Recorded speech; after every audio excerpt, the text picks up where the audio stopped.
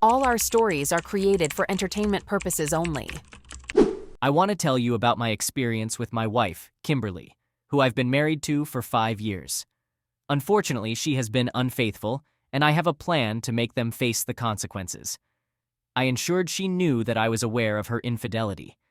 Initially, when I found out about her cheating, I acted normal, giving no hint that I knew about it.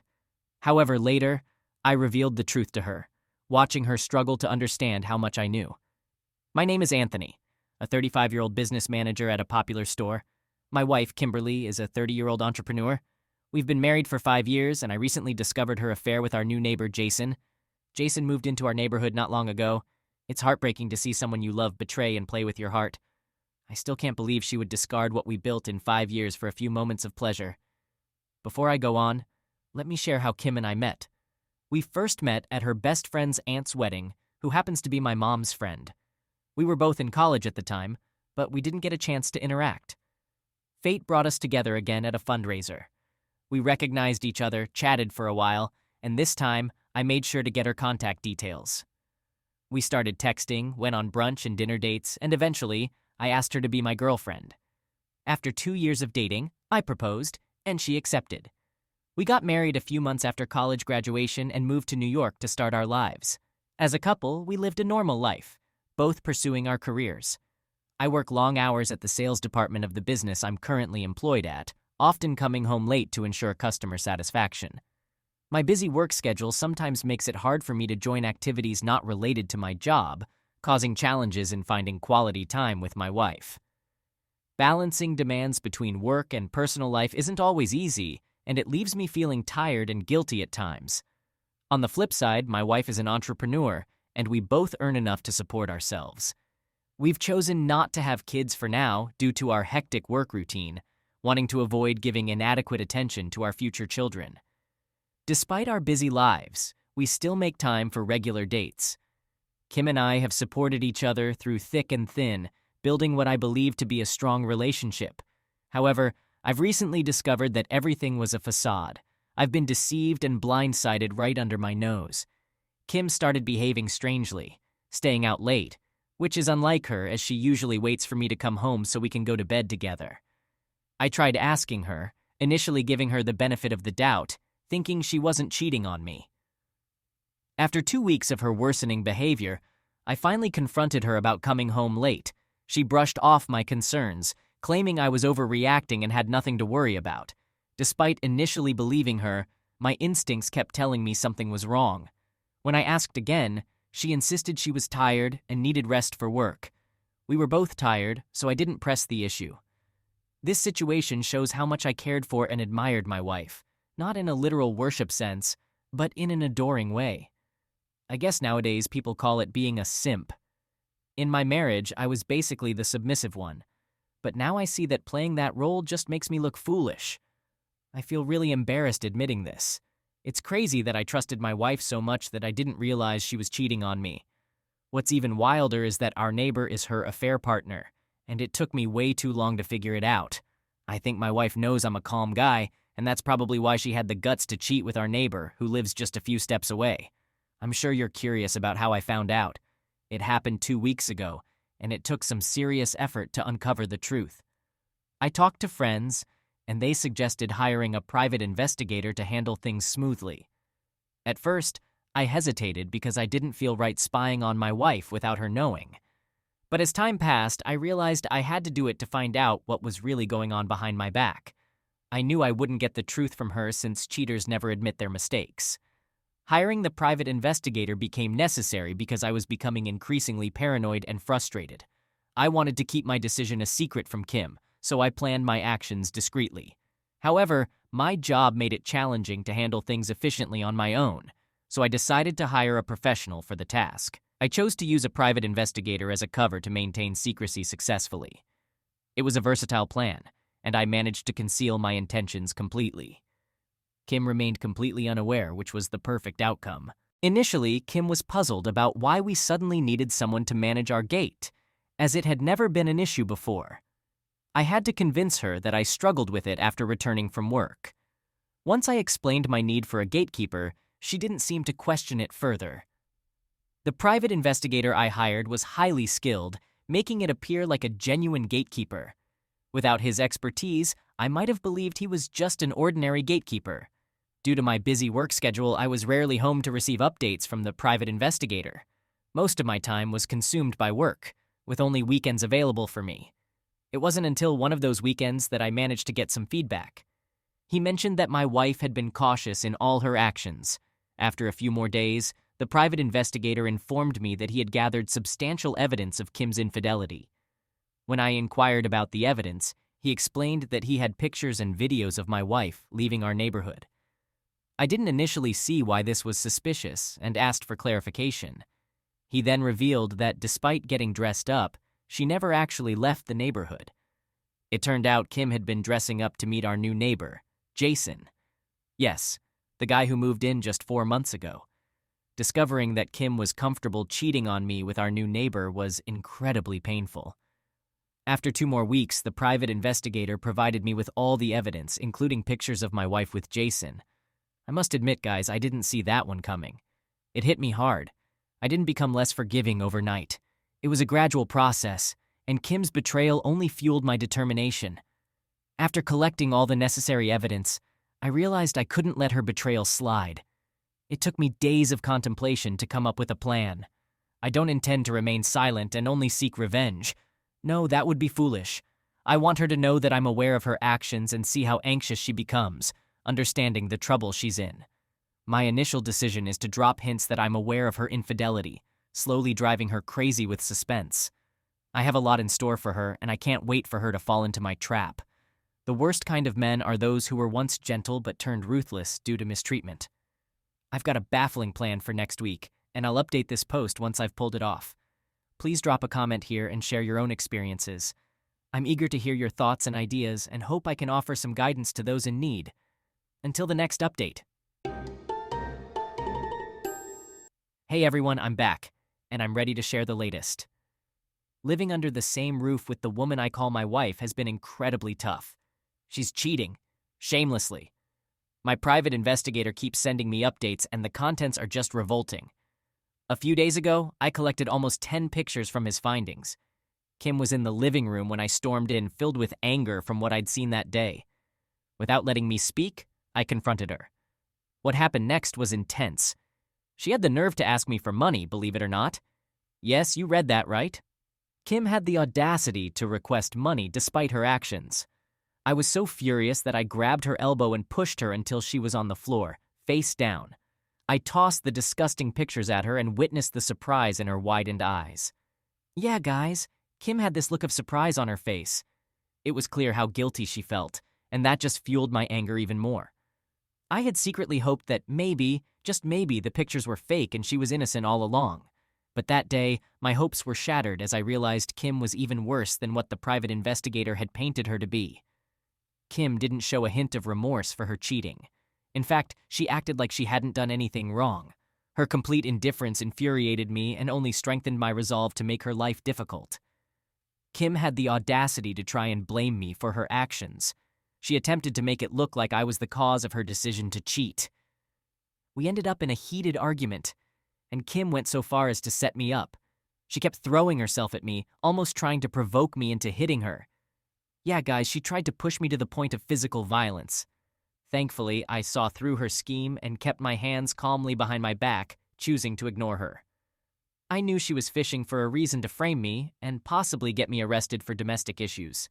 After all, I couldn't seek revenge from behind bars, so I had to keep my cool. I didn't stick around to listen to her lies. I made it crystal clear that our relationship was over. Kim was so sure I was just bluffing, thinking I wouldn't do anything to her. Let me tell you, her arrogance only fueled my determination. When I saw how nonchalant she was, I realized I'd been a pushover of a husband for too long. Her confidence that I wouldn't harm her just confirmed my worst fears. I'd been a complete fool. That very day, I left the house and didn't return until the next day. When I got back, Kim met me at the door, complaining that there was no food in the house. Can you believe it? She had the audacity to ask me for money to buy groceries, as if everything that had happened could be forgotten. I simply ignored her and headed straight to my room. I wasted no time in tossing all of Kim's belongings out of the closet. Oddly enough, while I was busy collecting her stuff, Kim was nowhere to be found. Once I had gathered all her things and placed them outside, I realized she had left the house. It didn't take a genius to figure out where she had gone. I was pretty sure she had gone to see her lover. So I grabbed a matchstick from the kitchen and doused her clothes with some gasoline. In less than 5 minutes, all of her clothes were up in flames. About 30 minutes after I burned her clothes, Kim rushed back home like a madwoman. "What's with all the smoke? What did you do?" she immediately demanded when she saw me. Well, of course, I ignored her because she was utterly useless to me. But when she decided to lay her hands on me and attempted to scratch my face with her nails, I had to push her to the ground. Reddit, you have no idea how insane Kim turned out to be. I can't believe I've put up with someone so foolish for all these years. When I finally confessed to Kim that I'd burned all her stuff, she nearly lost her mind right then and there. She broke into tears and threatened to call the cops if I didn't replace her clothes. I paid no attention to her tantrums. It was pointless to argue with someone like Kim, who had zero respect for me and was utterly repulsive. So I took hold of her hands and dragged her out of the house. Kim was so shocked that she started screaming like a drama queen. I didn't acknowledge her screams or her protests. I kept pulling her until we were right in the middle of the neighborhood. You know the kind of neighborhood where everyone loves to gossip and watch a good show? That's where I intentionally took her. Our loud commotion attracted quite a crowd. I wasn't sure if Kim was being overly dramatic or if my grip on her hands was really that hard. I won't lie, folks. I made sure to leave some bruises while I was at it. As I mentioned earlier, Kim's screams were drawing a lot of attention, and the onlookers seemed to think I was mistreating her. I didn't bother explaining anything. I just focused on carrying out my plan. And guess who had the audacity to come out and watch the whole scene? None other than Jason, Kim's lover. I had a feeling he'd be foolish enough to show up, and that's why I staged this whole scene in the first place. I announced to all the neighbors that Kim was no longer my wife and would no longer be living with me. Kim was already trembling beside me before I could finish my sentence. She despised public humiliation and had a massive ego. I knew she wouldn't want to be shamed in front of everyone, which is exactly why I brought her out. I explained to the neighbors that Jason and my wife had been having an affair, so it only made sense for them to live together from now on. I dragged Kim over to where Jason was standing and handed her off to him. He looked utterly shocked and frightened when he saw me right in front of him, trembling like a fish out of water. I got so furious that I punched him square in the face.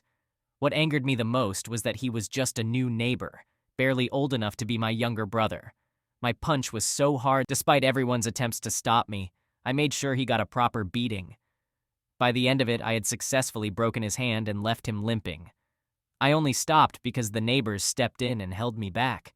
I didn't care to hear what anyone had to say. I just returned to the house. I rearranged my room and trashed every wedding picture I had. Barely 2 hours later, while I was trying to rest and regain my energy, I heard commotion outside my gate. The private investigator came in and informed me that Kim and her parents were at the door. Kim had apparently called her parents to beg me on her behalf and convince me to let her back into the house. Yes, you read that right, guys. I couldn't believe my ears when the gatekeeper told me that Kim's parents were waiting for me at the door. How shameless and irresponsible can an entire family be? How can you confidently accompany your daughter to beg her husband after she cheated on him so ruthlessly? I was so disgusted that I flat out refused to go see them. That incident really opened my eyes to how much of a pushover I must have been. The fact that her parents had the audacity to come with her just shows how much of a doormat I'd been in the past. After having lunch at home later that day, I decided to step out of the house. I had practically caused a commotion in the neighborhood, and it seemed like everyone was talking about what I had done earlier that day. But I couldn't care less. All I wanted to do was get those pictures of Kim and Jason printed out. I planned to hang them all around the neighborhood and in front of my gate for everyone to see. Once I had the pictures printed, I returned home and hired someone to hang them up during the night. You won't believe what happened the next morning. I woke up to the sounds of people banging on my gate. It left me baffled, so I decided to go outside and check what was going on. My hired gatekeeper, who was actually a private investigator, wasn't around at that time, so I had to investigate myself. When I reached the gate, I saw my neighbor standing there with Kim, who happened to be in tears. When I asked them why they were at my gate, they held up one of the printed pictures. It turned out that the person I had hired had already done their job. Kim dropped to her knees and pleaded with me to stop trying to ruin her life. Some of the nosy neighbors begged me to do it.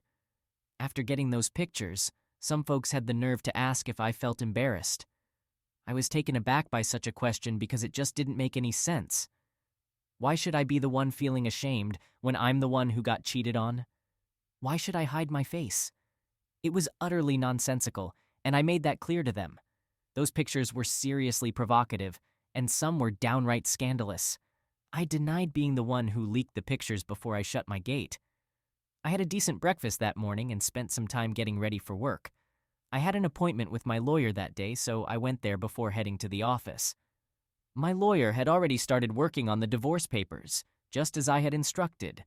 I needed to divorce Kim as soon as possible, and that's exactly what I was working towards. I wanted to ensure my lawyer was good enough to spare me from paying any alimony. It just doesn't make sense for a cheating wife to walk away with your hard-earned money. During my workday, I had to turn off my phone because I kept getting calls from Kim and her parents. I flat out refused to answer any of their calls. If they thought I was just going to roll over and take it, they were sorely mistaken. I wasn't going to let myself be a doormat like I had in the past. There was no way that was going to happen. I still remember how I had been all calm and accommodating with her family. I even let them take the reins at our wedding and everything related to it. Now, with this whole cheating mess, I've come to realize I've been the world's biggest pushover. I allowed myself to be manipulated and treated like a doormat. The level of disrespect Kim has shown me is just downright shameful. Some folks cheat and make sure they do it far away from home to avoid getting caught. But Kim was so audacious and carefree that she didn't mind cheating with our neighbor.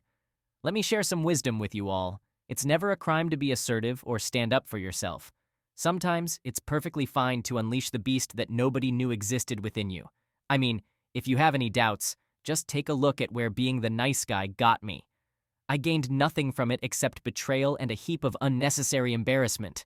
Oh, I almost forgot the most crucial part of what transpired in these past few days. Talking about it still makes my blood boil because I keep replaying everything in my mind.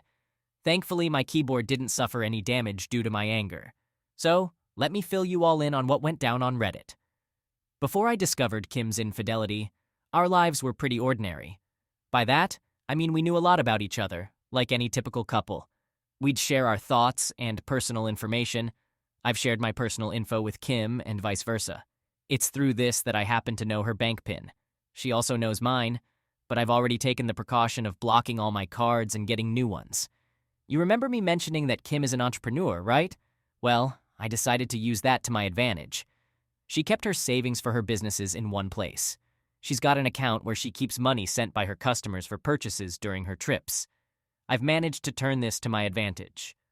While I was gathering her belongings, I stumbled upon one of her ATM cards. Instead of burning it, I headed to the bank and withdrew every last cent. And when I say everything, I mean everything, including her customers' funds. I didn't spare her savings either. I wrecked her phone the day I kicked her out, so I'm pretty sure she hasn't discovered the missing money yet. She's been using her parents' phone to reach out to me, unaware of the financial hit she's taken. When she finally realizes, it'll be too late for her. It's a substantial amount, and I won't specify the sum. I'm planning to use part of that money to cover the divorce expenses if things get heated. I'm just getting started with her, and she's completely clueless. Maybe I'm seeking revenge for all the disrespect she's shown me. By the time I'm through with her, she'll regret treating me like a doormat. That sums up what's been going on these past few weeks. Besides the divorce, I've got another plan in the works, but I'm still figuring it out. I'll put the pieces together and execute it before updating you all. I also need to use this platform to refocus on my work because I've been distracted for a while. Now that I've tackled most of my priorities, I want to consistently concentrate on my job. I still need to earn a living because money doesn't magically appear.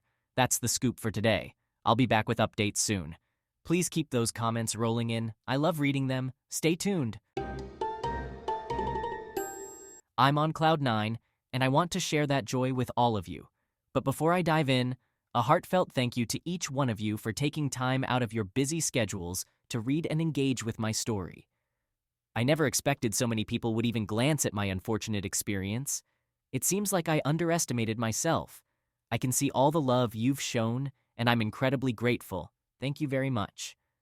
I won't stray too far from the point today. I'm eager to get to it because I'm writing this in high spirits.